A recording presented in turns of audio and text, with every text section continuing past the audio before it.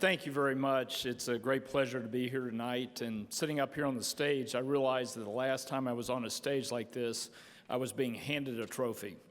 So it feels good to be able to return the favor to a very deserving award winner this evening. I have to also say it's a lot less stressful than being down 10 points with 7 minutes to play in the Super Bowl. And while we're having fun, I would like to also point out that the last time someone from my family presented this award, which was my father Lamar in 2002, the Chiefs drafted that player in the first round of the NFL draft. Jonathan, we know you look good in red already, all right?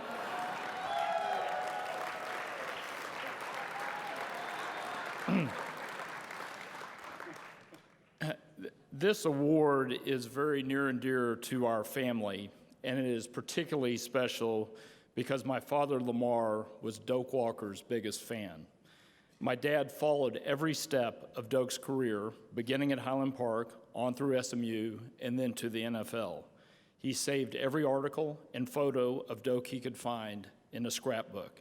He wore number 37 in his days as a high school football player, and he enrolled at SMU to play football, just like his childhood hero. Over the course of more than 5 decades in the sports business, my dad witnessed legendary performances by some of the greatest athletes on the planet, but his favorite player of all time remained Doak Walker, so it is a real pleasure for me to present the award in celebration of Doak's legacy. It's also a privilege because the young man we are honoring tonight, the Doak Walker Award, recognizes more than just excellence on the field. It also highlights achievement in the classroom and citizenship in the community. And Jonathan Taylor is exemplary at all three. As you saw in the video, Jonathan's play on the field speaks for itself.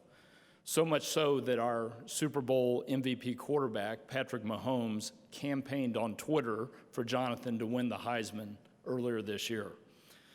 But those closest to Jonathan, his teammates and coaches, are just as impressed by his work ethic and his character as a young man as they are with his play. His teammate, Garrett Groshek, said, "The thing that makes Jonathan so special is the type of person he is and how he carries himself. He's the most humble person you'll meet. If you walk into the building, it doesn't matter whether it's the CEO or the janitor. He shows the same amount of respect to everybody." That truly is a special quality. Jonathan joins an elite group of running backs to have won this award in back-to-back years, and knowing Jonathan as a person and a player, I can't think of a more deserving repeat winner. Please join me in welcoming the 2019 Doak Walker Award winner, Jonathan Taylor. Here we go again, man. I mean, we said a lot of great things about you last year. They're even more true this year. But Kirk hit on something that I think we've all been struck by when visiting with this season.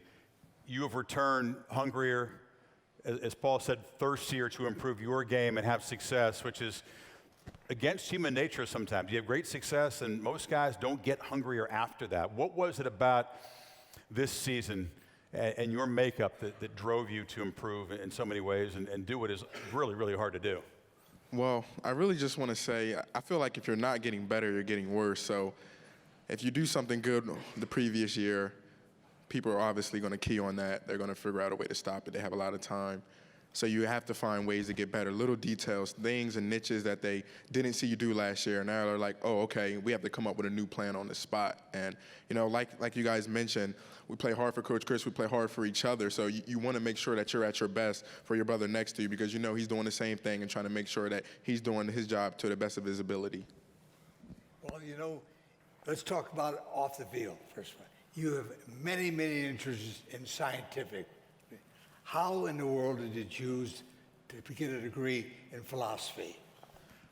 I think the biggest thing was I really understood and enjoyed how the mind works. Really, yeah, how people think. So you could ask someone a question and they could have a strong opinion about it, but by simply just changing a word or how you phrase it, they could say the opposite answer, and then they're looking surprised. So I think it's just how the mind works and how people go about, that cognitive process. Is that the reason you chose philosophy? Yes. How does it apply to football? So really understanding how people are going to attack you. You're thinking, okay, well, if I'm running outside zone to the left, that's where they're weakest at. They're going to try and configure a defense or a scheme that either puts one of their stronger tacklers to the left side or, somehow configure something to overcome that. So I think when you just go through your process and understanding, or maybe, hey, I beat this guy last time on an end breaker, so now I'm going to take away that inside leverage. He's going to think I'm going inside and then break it outside. Just going through the process. But one thing before we forget, and I have a tendency to remember this, how about we introduce your mother and father? Would you do that? Recognize. First of all, they did one heck of a job. When I was younger, I was kind of a knucklehead. They did a great job, and I thank them for that. My mother and father, table 41. 41. Oh, over there in the corner. They were by my side through everything. Define kind of a knucklehead, first of all. Just, really just doing things that you had no business doing, but, you're young, you're a kid, and they're supposed to teach you the right way, which they did, and now I'm glad that I'm the man I am today because of those two. That's awesome. I love them. All right, so I want to touch on the first 2 years. You have a great years. Your teams have great years. You're having a great year. This year was interesting for you guys that don't know their season. You saw some of the highlights there when they played Michigan. It was a big game in Madison, and he went crazy, and they blew Michigan out. And I don't know, I think at one point you were in the top 5 in the country or close to it if you weren't. And then they had a slip up like teams do in a game that they were expected to win against Illinois. Next game they lost against Ohio State. And then they had to kind of right the ship. What was it like for you? We keep talking about some of this individual stuff. Now all of a sudden you're a junior. Now guys are looking to you for guidance. What was that like? How different was that for you to go through the ups and then the downs and then try to help lift the team up as opposed to just running the rock and being a great player? Yeah, it was exciting. I think one of the biggest things was that during that period, during this course of this past season, I was most proud of November. Just the way that the team fought and came together in November. Like you said, we had to slip up in Illinois. Everyone thought that we were looking past them. I felt like everyone was locked in, but we came up short. Went into Columbus and didn't get the job done there. I felt like kind of some people... It could have gone really bad after that. Exactly. Right? People probably thought that, hey, maybe this year's Wisconsin team wasn't really what we thought. So we knew what we had to do in November, and I'm proud of the way everyone came in focus. After the game of Columbus, you would think that guys would come into practice and meetings with low energy, but the energy was high and intense. And, shout out to Chris Orr. He does a great job of getting everyone involved and everyone focused and juiced up. And when you guys took the field, the game that he mentioned, when you guys went to Minneapolis, what was that like when you lived that for 3 years? You're from New Jersey. Maybe you didn't have an appreciation for it till you went there. For the fans that aren't familiar with that, what was it like taking the field? Snow's coming down. They beat you the year before. They got PJ Fleck. They're trying to. It's a new era for them. You guys going to their house. What was that game like for you? I mean, if you don't like that kind of game time atmosphere, I don't think you should be in Division I football because that was hype. That right? was like the perfect game time setting. We're out there warming up. Snowfall's coming down. We lost the Axe last year. We're going into their place. It's like you said, it's time to right the ship. Funny story, at the end of the game, Brian Mason, our PR, he wanted to make sure that I got an interview at the end of the game. I was looking for the Axe. And usually the axe is placed on the opposing team side, whoever previously had it. Right. Now they put it by the goalpost so that you're not going over to the other team's sideline. Okay. So I asked him, where's the axe at? He said, it's not out. They're going to do it at the end of the game. I said, okay, we'll do the interview. When the game is over, as soon as the clock hits 0, I start walking out to the field with Brian, and you see the axe get placed Right. on the goalpost. I don't know what happened. I just took off. I just took off down. Like, I'm not missing this. They had to pull me out of the pile at the goalpost, but I mean, it was just an unbelievable. That's feeling. awesome. That was awesome. Now, inside of this spectacular jacket you're wearing, you can't tell, and you were never sloppy. But for people to understand what it's like, you get done with football, now you go train at another level. When it's a full-time job, you get ready for the combine, 7.7% body fat. I mean, you've gotten stronger, leaner, more muscle mass since the end of the season, getting ready to to run a fast 40. What's the difference between training for football and training for this moment, which could help define where you get picked? Well, I think one of the biggest things is that when you're training for football, you're training for a lot of different variables. So you're trying to cover a vast amount of things, a vast amount of areas in a certain period of time before the season starts. When you're training for the combine, you know the answers to the test. You're specifically training for specific drills. You know what you have to do. You know what food you have to cut out in order to obtain the goals that you want to reach, and you understand the sacrifices you're going to have to make. You're going to have to cut out foods. Maybe someone right next to you is eating something. You can't get it. And I think the biggest thing is just recognizing that you need to stay 100% focused for just a short period of time to make sure that you are at optimal performance when you go out there in the combine and in. Sounds like Chris and me at dinner. Chris is like, I'm going to go with the salad. I'm like, Working on my 40. How come you still got to prove to people you're fast? He The does? man was a track. What's the word on the street? We went to Wisconsin. I don't know if they knew you were as fast as you were. You've been having to prove to people that you're elite fast, like your whole career. You're going to have to do it again, I guess, in the combine.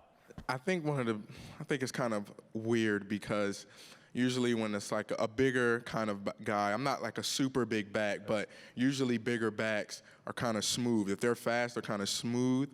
So I think just how fluid I run, because of my track background, I kind of know the mechanics of how to run. So it looks really smooth on film. So I think that's where it gets tricky. But he's really fast on the field. What do you think about the NFL running back from, when Rocky played and through the years, the game has changed, the style has changed. Clark's team just won the Super Bowl, and what they're asking their backs to do is very different. What do you think about the running back today and how you fit into the NFL? I think right now, today's NFL, it forces you to become a complete back. And shout out to Coach Chris for doing everything in his power to put me in positions and situations for me to be successful as far as in space and in third down. But that's what today's game in the NFL does. It forces you to be a complete back. And I don't know any other back that wouldn't want to be a complete back already, but it kind of gives you that extra incentive of, hey, this is what's being asked to do. I need to meet those requirements and then some. Do you feel like there are a lot of good backs that are coming out of the college level this year to the NFL? What separates you in your own mind from these other great backs and yourself? I think one of the biggest things that separates me is consistency. That was what I wanted to do coming into college. You always hear about great players who were phenomenal for 1 year, and then you kind of don't hear about them. I wanted to be someone who was at the forefront, always on your mind. I got a lot of remarks of, this guy is still in college when it was really only my second or third year. So that's how I knew that, I was staying consistent, if not getting better. You guys are one of the few college teams that huddle pretty consistently. You'll do some tempo. Are you a guy that talks in the huddle? Like if it's a big third down, do you talk? Do you encourage linemen, or are you just quiet back there in the back? What kind of guy are you verbally in the game? No, I'm always talking to the offensive line. Mainly because of the first game I've ever played. When I dropped my first pass, it was the first ever time the ball came my way in a collegiate game. And I came back to the huddle, and they said, don't worry, JT, we got your back. That's when I knew that I'd be just fine. So, any big third down, fourth down, I'm like, let's go, guys. You know what we have to do. Let's go out there, pads out. So I'm always encouraging them to let them know that I'm going just as hard as them as they are for me. What if they make a mistake? What do you do? What do you say to them? You're all right. We're good. Okay. We're going to go back. We're going to get it back. If we lose 5, we're going to gain 10. Love that. It's being a leader, being a teammate. Yeah, there's toughness, but there's also, yeah, exactly. There's also being smart. We've talked about ways you take care of your body. It's almost miraculous. When you carry the ball 25, 30 times a game, the running back position gets more punishment than any position in the sport, maybe any position in sports, period. And you never missed a game. You missed like a series or two. I'm told almost never missed a practice. And that's almost like, that's crazy. How? Well, first of all, shout out to Coach K and the strength and conditioning staff at the University of Wisconsin. They do a good job, a great job They do, of preparing your body for no matter how big the workload is. And also, they do a great job of providing you knowledge. Every time before we lift, there's always a slideshow or just a little bit of knowledge of how you could take better care of your body. So they give you the opportunities and the tools for you to be successful, and it's up to you to use them. It's always like giving credit. That's why we love you, because you give credit, you deflect praise to other people. But now that your career's over, you would never say it.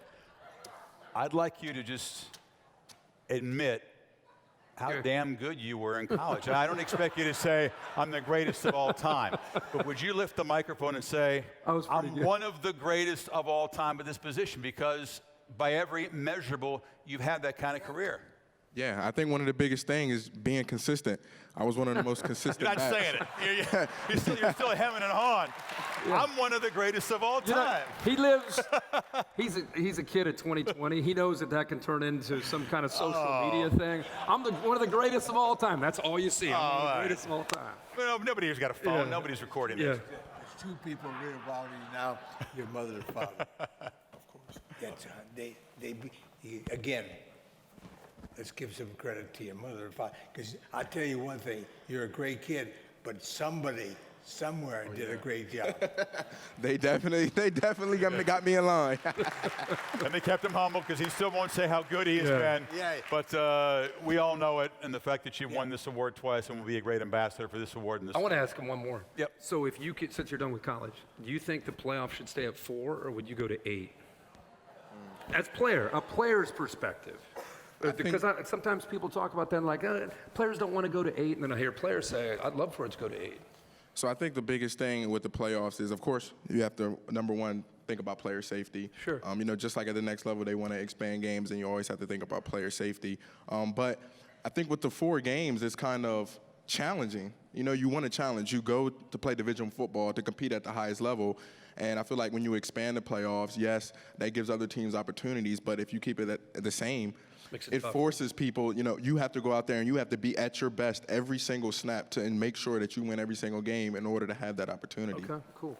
Well, speaking of playoffs, we hope to see you in the NFL playoffs in years to come. We will be watching you. We'll be fans. You are the embodiment of what makes us kind of love this sport and love to cover it. And we're going to be JT fans from here on out, as most people in this room are. So wish you the best. Jonathan Taylor, folks, it's been great to have him in this sport. Wish you the best, man. Thank you so much, man. It's always a pleasure.